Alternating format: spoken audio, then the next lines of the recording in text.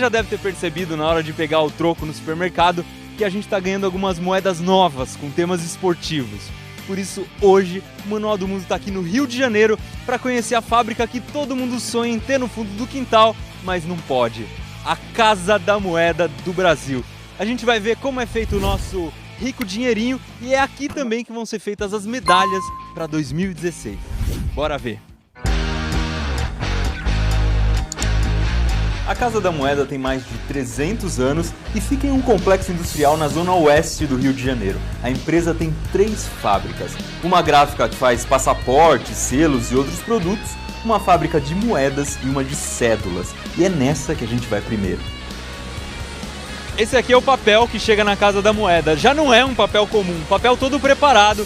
Se você olhasse uma folha dessa contra a luz, você já conseguiria ver as marcas d'água, que são aquelas partes mais finas e mais grossas do papel que formam uma impressão. Esse monte de papel, que já vem colorido e com fio magnético, vai para uma impressora offset, que funciona de um jeito parecido com uma impressora de revista. Mas uma gráfica comum costuma criar imagens usando só 4 cores. Aqui, as notas chegam a ter 27 cores diferentes e a impressão acontece dos 2 lados do papel ao mesmo tempo. É nessas máquinas que são colocadas no papel as tintas invisíveis, que só aparecem com luz ultravioleta e aquelas microimpressões que a gente só consegue entender usando uma lupa. As notas ficam secando por 72 horas e depois vão para uma máquina que faz um tipo de impressão chamado de calcografia. É ela que coloca a tinta em alto relevo, ou seja, a tinta fica bem grossa no papel e você consegue perceber quando passa a mão. Numa nota falsa, o falsário ele não consegue fazer esse relevo na impressão calcográfica, né? Então, para se identificar uma cédula, é imprescindível, né, que tenha esse altorrelevo. Não tendo altorrelevo, pode-se dizer essa cédula certamente é falsa. Quando termina a impressão, as cédulas vão para uma checagem visual. É um time de mulheres bem preparadas que conseguem enxergar defeitos de impressão muito pequenininhos. Só depois desse pente fino é que as notas recebem a numeração, que é uma espécie de RG. E é essa numeração que vai garantir o controle e a segurança das cédulas. Aí, finalmente, as notas vão se desgrudar. Primeiro, uma guilhotina tira a borda do papel e depois as notas vão sendo separadas e embaladas ao mesmo tempo. No caso das notas de 100, elas são organizadas em pacotinhos de R$10.000 e depois embaladas num pacote de R$100.000 que vai para dentro de uma caixa. Se você ganhasse no Show do Milhão, era mais ou menos um pacote desse aqui que você levaria para casa. Isso aqui tem R$1.600.000 em cédulas de R$100. Já estão todas numeradas, empacotadas, prontinhas para serem mandadas para o Banco Central. A gente acabou de ver como são feitas as cédulas, bora ver como são feitas as moedas.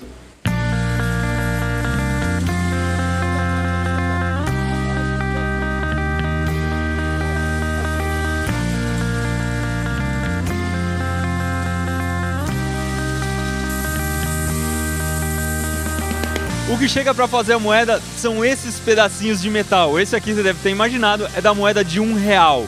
É um núcleo de aço inox e na parte externa tem aço inox com uma cobertura de bronze.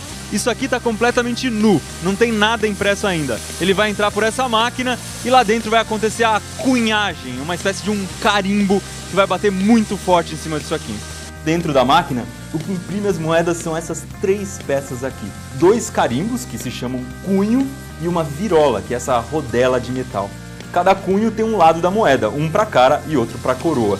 E a virola serve para marcar as bordas e para a moeda ficar do tamanho certinho. Aqui você pode ver que já estão sendo produzidas as moedas com os temas esportivos. Quando os discos de metal entram na máquina, eles ficam com os cunhos embaixo e em cima e a virola em volta. Aí uma prensa de 75 toneladas faz o metal amassar e se encaixar no cunho e na virola. E é assim que uma chapinha de metal se transforma numa moeda. Dá-se uma olhada ao que sai da máquina que cunha as moedas. Elas estão quentinhas porque elas acabaram de ser prensadas.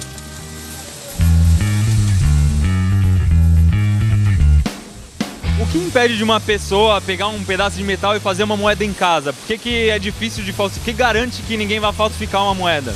Primeiro, esse produto, a moeda brasileira, ela é rica em detalhes. Para você fabricar um matrizeiro com a complexidade que é, fica bem difícil de se reproduzir. Precisa de maquinários extremamente caros, né, que é onde desestimula o investimento do falsificador.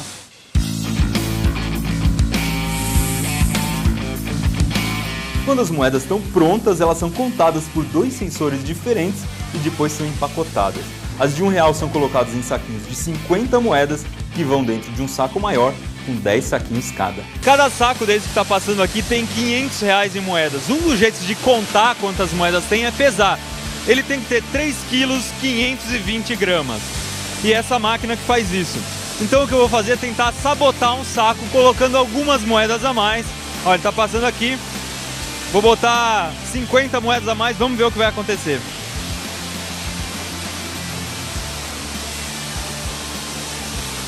O saco de moedas foi rejeitado. Esses sacos ganham um selo e depois um robô coloca 8 de cada dentro de uma caixa de papelão.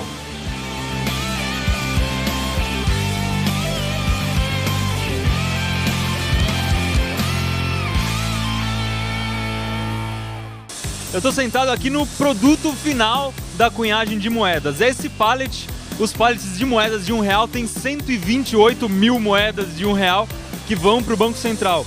E são 32 caixinhas dessa aqui dentro do pallet. Cada caixa dessa tem R$4.000 e 30 quilos.